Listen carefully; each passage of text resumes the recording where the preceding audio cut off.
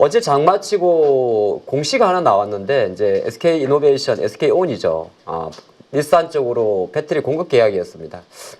주가는 뭐 예전만 만약에 작년 같았으면 한 시간에 상한가 정도는 갔을 거예요. 예. 근데 어제 보니까 SK 이노베이션이 어제 조용하더라고. 근데 진짜 SK온에 대해서 5% 정도 올랐더라고요. 예, 5% 올랐는데 그래서 의미가 있기 때문에 좀 다시 한번 보는 게 좋을 것 같아서 별도로 준비를 해봤고요.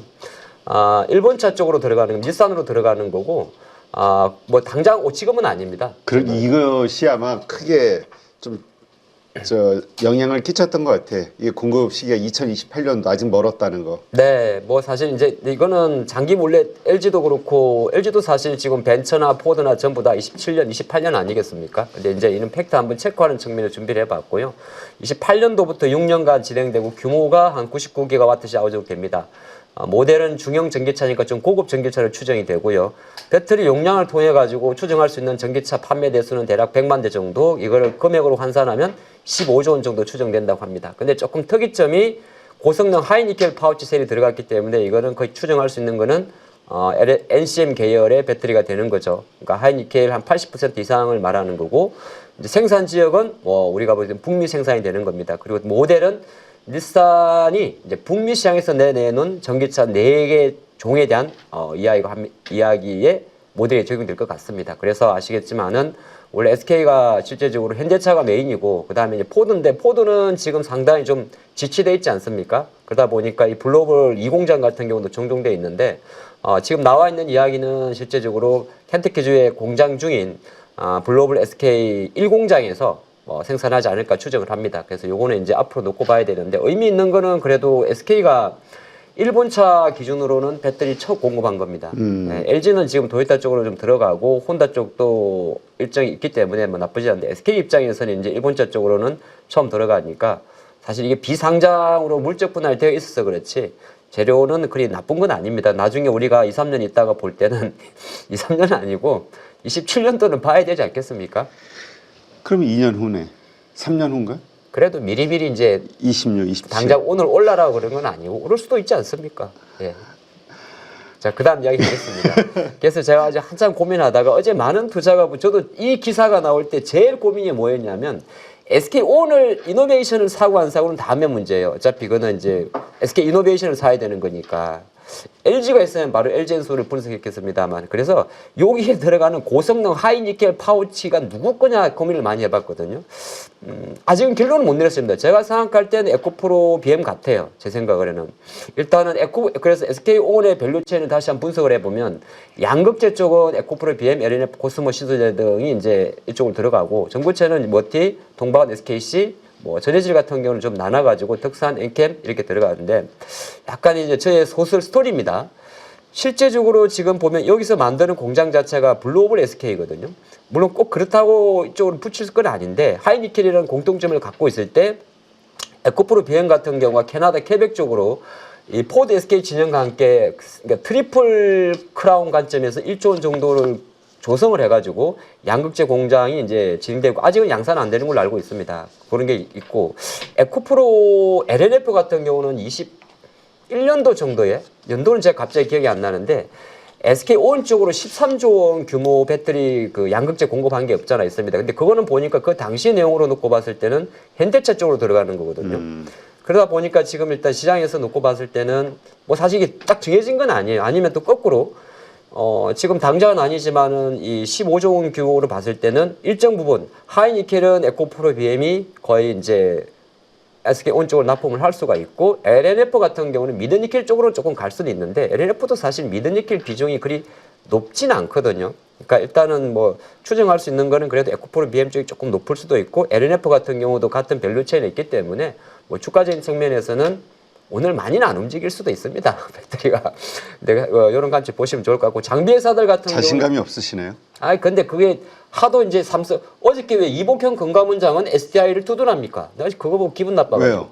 유상증자에 대한 적법성과 삼성을 응원한다 그런 얘기를 하더라고요.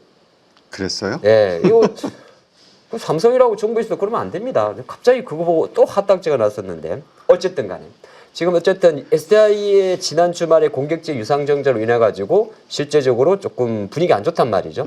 이런 거 좀 있고 밤새 테슬라가 좀 오르긴 올랐는데 테슬라가 자율주행으로 올랐더라고요. 그건 제가 다음에 준비한 게 있습니다. 어찌 알고 그렇게 준비를 했더라고요. 장비 회사들 같은 경우는 보통 1년 전이니까 지금 들어갈 것 같지는 않고 네. 예를 들면 PNT나 하나기술이나 앰플런스 윤성인데 뭐 윤성이나 앰플런스 같은 경우는 거래량이 좀 왔다갔다 하니까 오늘 혹시나 보시는 분들은 이게 물리면 안 됩니다. 매매 자체가 상당히 가볍기 때문에 보고 두 번째 이슈 바로 가죠. 테슬라가 올랐는데 사실은 우리나라가 오늘이 어떤 날이냐 하면 춘분도 맞는데 네. 오늘이 국토부에서 레벨 4 자율주행차 요거 판매 가능일이에요. 그러니까 뭐냐면 이거는 이제 사실 연초에 나왔던 건데 우리 국토부에서 오늘 3월 20일부터는 자동차 제작사는 국토부의 인정을 받아서 여객 화물 운송 등 서비스를 제공하는 기업, 그러니까 승용차 말고 이렇게 버스 같은 거 여객이나 화물 운송을 서비스하는 기업들은 근데 그걸 어디에 팔 수 있냐면 우리 개인이 아니라 공공기관을 대상으로 자율주행차를 팔 수 있는 겁니다. 이게 오늘부터 법이 이제 시행이 되는 거거든요. 쉽게 말해서 현대차가 자율주행 관련 버스를 우리나라 공공기관에 팔 수 있는 서비스를 열어주는 겁니다. 그러니까 일정 부분 자율주행 포에 대한 어떤 사실 이거는 계속적으로 진행을 하고 있는데 일정적인 관점에서는 조금 더 가시권으로 온다는 그림이고 오른쪽은 이게 여의도역이죠. 그래서 새벽 동행 자율주행 서비스 같은 경우는 지금 전초부터 새벽에 오늘 다니니까 우리는 잘 못 볼 수도 있습니다. 버스 같은 경우는 도봉산역에서 왔다 갔다 하는 거 있습니다. 이런 거 자체를 허용해 준다는 내용이고 지금 실제적으로 아직까지는 레벨 4까지 가지 않습니다만은 사실 레벨 4가 이제 어떻게 보게 되면 고도화된 자율주행이거든요. 5가 가게 되면은 사실 핸들을 놓는 거고 밤새 테슬라의 주가가 올랐는데 내용을 딱 봤더니 테슬라가 캘리포니아에서 로봇택시 주행 서비스를 위한 초도 허가를 획득했다. 그 내용이거든요. 그러면 이제 레벨 4의 자율주행은 상용화에 대한 이슈가 좀 되기 때문에 사실 이게 뭐 많이 보지 않겠습니다만 제가 어제 딱 종목들을 봤더니 어떻게 알았는지 이걸 알고 움직이지 봤는데 세 종목 정도가 그림이 되게 이쁘더라고요. 좀 그림 이쁜 것만 뽑아왔습니다. 팅커웨어가 실제적으로 우리나라 국토부 관련해가지고 팅커웨어가 옛날에 그 아이나비 시리즈잖아요. 그래서 자회사 중에서 아이나비 시스템즈가 있는데 이게 지금 우리나라와 함께 레벨 4 수준의 국책 과제로 선정이 돼서 진행을 하고 있고요. 스마트 레이더 시스템 같은 경우는 아까 봤던 이런 버스인 것처럼 뭐 일부 종목에서 봤던 미국 플로리다가 아닌데 플로리다 스쿨버스의 차량용 레이더를 일부 공급한 이력이 좀 있습니다. 그리고 SOS11 잘 아시겠지만은 현대차 관련 라이더 자율주행 기업인데 뭐 한번 보시는 분들은 참조해 보시면 좋겠다 그런 말씀 드리겠고 시간상 차트 팅커웨어까지는 차트를 잠깐 볼까요? 근데 갑자기 복현이 형이 SDI 지원해가지고 아침부터 기분 나빠. 왜? 아니 SDI 저기 뭐죠? 그래도 그러면 안 되지. SK 온도 증자 이슈 있지 않나요? 그래도 상법 개정한 다음날 아침에 8시 45분에 그러는 건 아니지. 상도가 아니지. 예? 상도라는 게 있지 않습니까? 그러는 건 아니야. 자, 그냥 아무 말 안 할게. 예, 그러면 안 돼. 삼성이 진짜. 자, 팅커웨어 그림이고요. 저기 흐름을 따라가요. 그냥 SK 그래도 그러는 거 아니야. 저 삼성 SDI를 사면 되지. 우리가 아침 대바람부터 잔소리 안 하는 것처럼 장전에 금요일 장마치고 그러는 거 아니야. 자, 보겠습니다.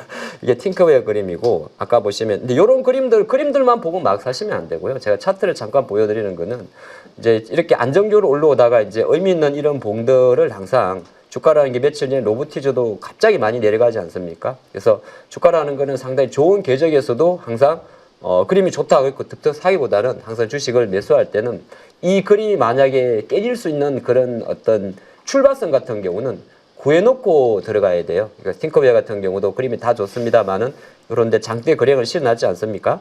그러면 이런 거 조금 확대해 보면 조금 넓게 보시는 분은 이런 윗꼬리 첨탑인데 이렇게 만 원대 초반 정도 같은 경우는 확실하게 내가 중간에 어떤 트레이딩을 하더라도 빠져나올 수 있는 그 퇴로는 확인해 보고 이제 나가야 된다 말씀드리겠고 바로 또 종목으로 가겠습니다. 그치 아침에 꼭 갑자기 또 SDI 때문에 열받았다. 방송이 안 되네 이거.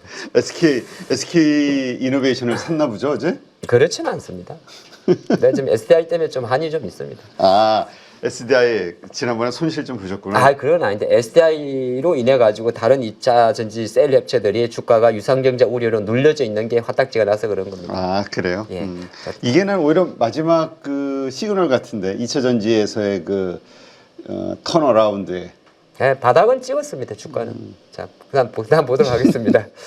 종목 속의 코너 속의 코너. 예, 상종가를 달리고 있는 두 종목 봐봤는데 대주전자재료가 최근에 그림이 참 좋아요. 그래도 2차전지 관련주 중에서는 그래서 연기금 수급주로 봤는데 요거는 이제 연기금은 사실 외국인 수급주로 뽑았습니다만은 일단 대주전자재료의 메인 수급은 연기금 쪽입니다. 여기에 이제 어제 외국인들이 4거래 연속 들어오다 보니까 제가 포착을 한기고 지분율은 한 19.38% 정도 됩니다.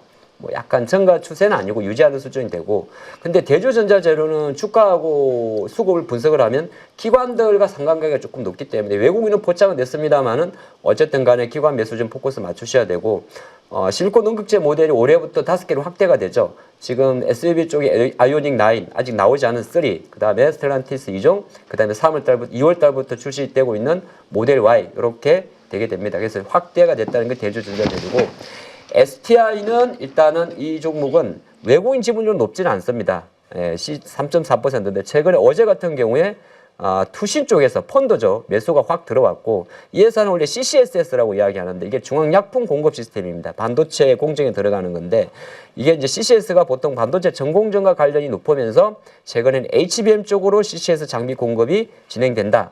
요거는 이제 최근에 삼성전자 주가 상승, 메모리 현물 가격 반등 이런 게 촉매가 됐습니다. 잠깐만 차트를 보고 오겠습니다.